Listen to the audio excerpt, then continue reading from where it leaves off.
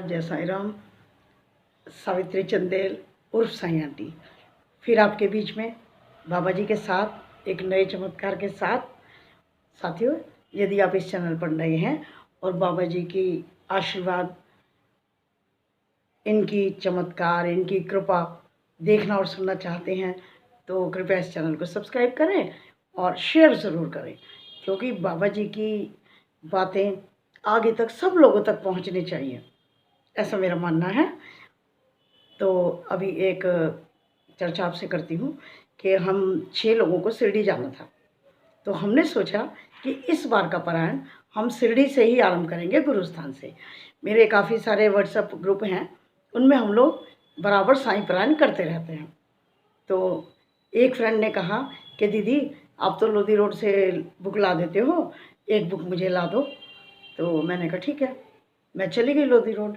तो लोधी रोड जो मंदिर है ना, उसके बिल्कुल सामने ऐसे एक बना हुआ है, गवर्नमेंट सर्वेंट्स के क्वार्टर्स है वहाँ 6 नंबर जो मकान है उसमें बाबा जी की किताबें सब कुछ मिल जाता है। सीढ़ी का जो सामान है वो वहाँ मिल जाता है, तो मैं वहाँ से ले आती हूँ कई बार। तो मैं वहाँ पर गई, उन्होंने कहा कि आंटी हिंदी की बुक्स पीछे से नहीं आ रही शिरडी से, और क्योंकि बहुत ज़्यादा पारायण होने शुरू हो गए हिंदी के, तो हिंदी की नहीं मिल रही, बाकी हैं। मैंने कहा ऐसे कैसे हो सकता है, शिरडी में बुक ना हो, वो भी साईं सच्चरित्र। बोला नहीं है आंटी, कोई बात नहीं, हमें नहीं मिली बुक। तो हम लोग चले गए। अब वहाँ जा कर के मैंने आपको बताया था कि जब भी मैं शिरडी जाती हूँ, पारायण कक्ष में 1 या 2 लेसन ज़रूर बैठकर पढ़ती हूँ। मेरे साथ वाले लोग नहीं पढ़ते, वो घूमते हैं, मैं पढ़ती हूँ। तो मैं वहाँ पढ़ने गई। अब वहाँ पर आपको मालूम है कि बुक लो, पढ़ो, वापस रख के आ जाओ, उसको लेकर नहीं आ सकते। अब मेरे साथ ये प्रॉब्लम थी कि हमें पढ़ाना शुरू करना था 6 लोगों को। अब ना तो बुक वहाँ मंदिर के अंदर के बुक स्टॉल पे मिली और ना बाहर मिली, यानी कि ये सही बात थी कि हिंदी की बुक बिल्कुल नहीं मिली। अब बड़ी परेशान मैं हो गई पारायण कक्ष में। मैंने बाबा जी के सामने वो बुक रखी चरणों में, जो बहुत बड़ी फ़ोटो है, आपने देखी होगी। मैंने कहा बाबा जी अगर बिना बताए ले जाऊँगी तो चोरी होगी, आपसे मांग रही हूँ, आप दे दो। फिर अचानक मेरे दिमाग में बात आई कि इसका मूल्य 60 रुपये लिखा हुआ है, तो ऐसा करती हूँ कि 60 रुपये दान पात्र में अर्पित करके वही बुक ले जाती हूँ बाबा से आगे लेके। ऐसा मैंने सोचा, लेकिन आते समय मैं भूल गई। मेरा ध्यान उन लोगों में चला गया, अपने साथियों में, कि वो काफ़ी देर से घूम रहे होंगे, मुझे ढूंढ रहे होंगे। तो यानी कि वो 60 रुपये अर्पित करने रह गई।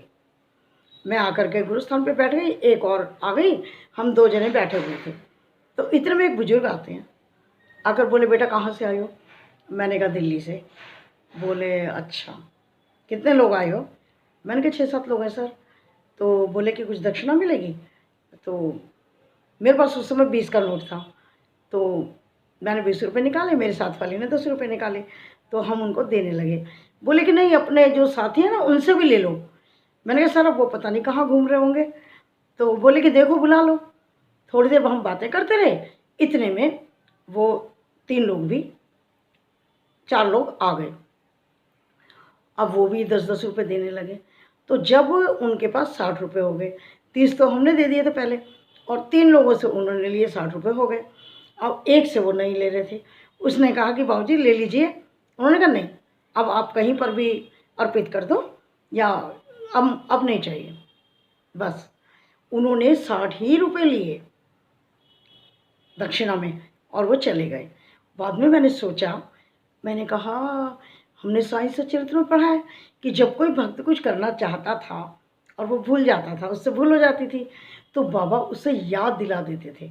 तो मेरी उस भूल का उन्होंने कि वहीं के वहीं बिल्कुल कर दिया संशोधन, और वहीं के वहीं उन्होंने 60 रुपये दक्षिणा स्वरूप उस बुक की कीमत स्वीकार कर ली। तो फिर उस बुक को लाने में हमें तकलीफ़ नहीं हुई।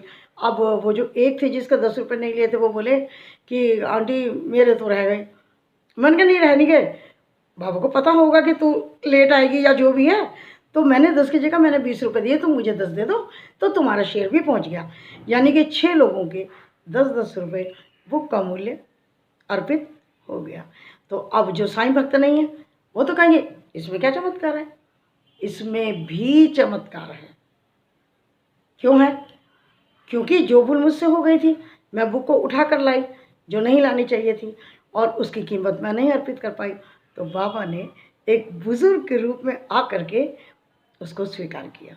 तो भक्तों, समझने की बात है, ऐसा नहीं कि साईं आंटी के साथ चमत्कार होते हैं, हर भक्त के साथ होते हैं। कौन से भक्तों के? उनके जो पूरी तरह समर्पित होता है, जो श्रद्धा और सबूरी रखता है, उसके साथ ज़रूर होंगे। ध्यान रखिए, आप अपनी छोटी छोटी बातों को देखिए, छोटी सी बात में भी आपको चमत्कार मिल जाएगा। छोटा सा सहयोग भी आपको मिलेगा तो आपको लगेगा, अरे ये काम ऐसे हो गया, कैसे हो गया, इनके कारण हो गया। तो अपनी श्रद्धा को बनाए रखिए। थोड़ी बहुत परेशानी आए, घबराइए मत, घबराइए मत। एक भक्त ने पूछा था ना बाबा से कि क्या जितने लोग शिरडी आते हैं भाई सबके काम हो जाते हैं, सबकी झोली भर जाती है, सबको सब कुछ मिल जाता है? बाबा ने क्या कहा था मालूम है ना? आम के पेड़ को देखो, कितने बौर लगते हैं, अगर वो पूरे बौर आम बन जाएं तो आम की गणना यानी गिनती भी नहीं हो पाएगी। कुछ आंधी में गिर जाते हैं, कुछ हवा के झकझोरों से गिर जाते हैं, और जो बचते हैं वो फलते हैं। यानी कि जो श्रद्धा लेकर जाएगा, विश्वास लेकर जाएगा, उसको बाबा मिलेंगे, उसका काम होगा।